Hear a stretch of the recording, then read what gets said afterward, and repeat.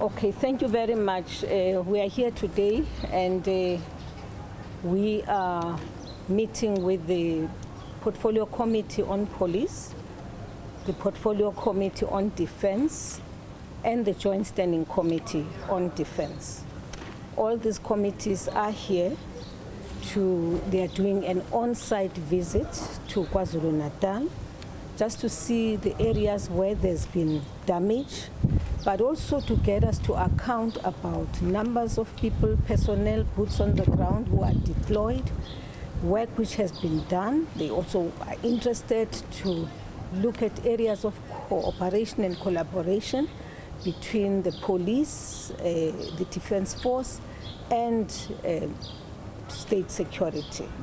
So we were able to provide all of that information. We were able to answer questions which they have about our collaboration on the ground.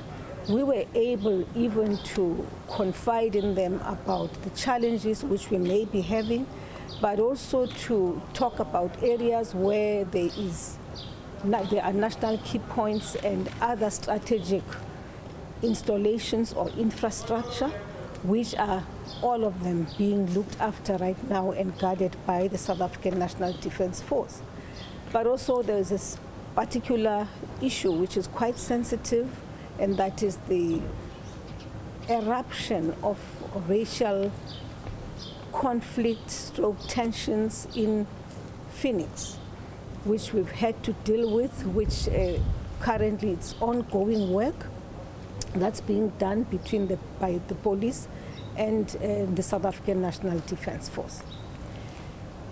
I think the most important thing which I must emphasize to all of us is that right now there is stability, there is calm in KwaZulu-Natal. What you saw last week, it's a completely different situation right now, and I'm sure you have seen it yourselves.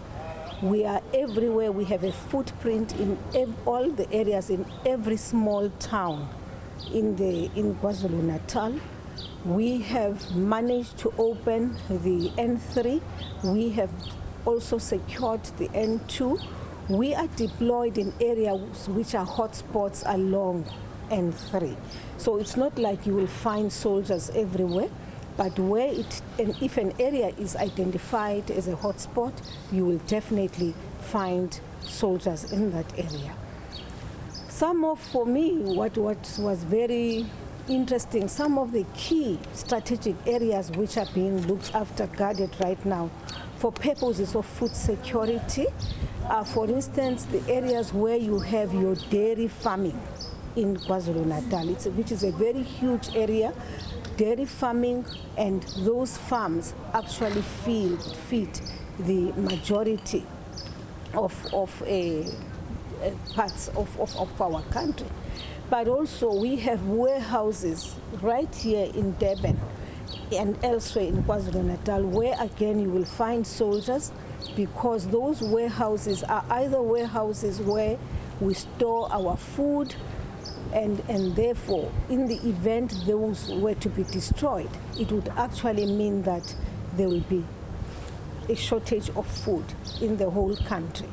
You also have areas, for instance, you would know that there is a warehouse which was destroyed last time when this whole thing happened, which stores pharmaceutical goods. So that too, we are now dealing and guarding areas where you have medication which is stored, which is those pharmaceutical warehouses. So wherever we receive information, I should say this, whenever we receive information, be it from my counterparts in cabinet, which says you move into this area because we are concerned about A, we move into that area. Wherever the police pick up information about a threat which is posed by a grouping in a particular area, we move into that area. Just to say that three things, for instance, day before yesterday morning, which were told were a threat, immediate threat. One was there was a possibility of a convoy which would have been moved from Durban into Escort, and a convoy which would have just to demonstrate support, for instance, for the former president. That's number one. The second one, there was a threat that there would be people who would go into police stations in an effort to disarm the police, but also to disarm the members of the South African National Defence Force. That has not happened. That has not happened because we received information prior, intelligence from SSA, and therefore there was greater visibility in those areas where it was said that would happen. Then the third one was the whole issue of some of the malls. I'm sure you are aware that some of the malls did open, such as the Pavilion, for instance. However, they opened in the morning, but by 11 o'clock, those malls were closed, which created a bit of a challenge because now that this is over, there is a problem of food in our township. Some of the malls are completely shut down. And now those malls which were protected and defended by communities, people now are trying to find their way to those malls to secure food.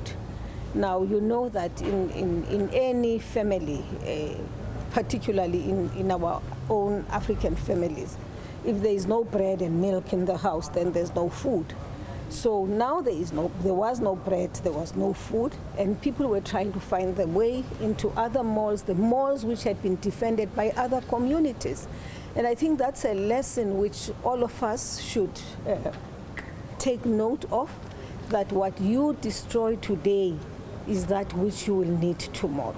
So the malls which were destroyed by way of looting, people now need them because there's need for food to be delivered to those malls and for people to access food.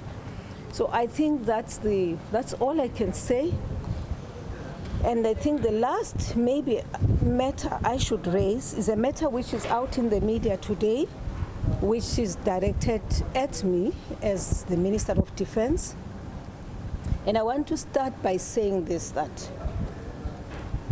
I have served as a member of cabinet under 3 presidents. I have served under President Mbeki, I served under President Zuma, and I am now serving under President Matamela Ramaphosa. I would like to make this point to the media. Not one of them has ever questioned my allegiance to serving as leaders who are deployed in government. Not one. Personally standing here, there may have been, because this is the issue was about the definition of the nature of the challenge. There may have been that confusion on my side, but a suggestion that it could be a betrayal of government or a betrayal of the African National Congress is something which is far-fetched from my side. I am a very loyal person by nature, and I am a very open-minded person. If I have issues, the issues I will raise with you directly. And therefore, I think it is unfortunate that some people have decided to ride on the bandwagon and suggest that it may have been a betrayal of cabinet or even a betrayal of government by myself. Far from it. And lastly, I should say this. I've been here for 8 days now. I think this is my 8th day in KZN. And I've been here because this is where it was hot. This is where things were happening. And in order to reassure government, to reassure the president, our commander-in-chief, to also reassure the National Security Council, I had to remain here together with the Minister of State Security and police to make sure that all directives we issue are carried out, but also to make sure that everything which happens here, we are able to account for it. Now, I'm not a person's person. I have never been. But I am a person who serves. I am serving the government of the Republic of South Africa. And if you create a mistake or you commit a mistake, there shouldn't be. That should never ever justify for people to question your loyalty, your allegiance, no, to government of the day. I have served. I will continue to serve for as long as I am required to serve. And I think that it's something which has deeply upset me, and it's a clarification which I gave to the National Security Council yesterday morning, but later on media decided to take it up, and it's all over, and I'm being portrayed as an irresponsible young girl. I'm not. I think I'm senior enough, I'm politically mature enough to appreciate that there are things you cannot play around with, and one of those is this situation we are finding ourselves in. I am here, I am working very hard like everybody else, and when the time comes, of course, I will then leave KZN and I will continue to serve if the ANC still wants me to serve. I am deeply disturbed by the manner in which this whole thing is projected by the media, but I can assure you, it is not in me to be divisive. I'm not divisive. I've never been divisive in cabinet. I've never been divisive in the African National Congress, which is my organization, which has deployed me to cabinet. And I do believe that one of the reasons why anyone has continued to keep me where I am, it has to do, in the main, with my loyalty to government, with my loyalty to the people of South Africa. Thank you.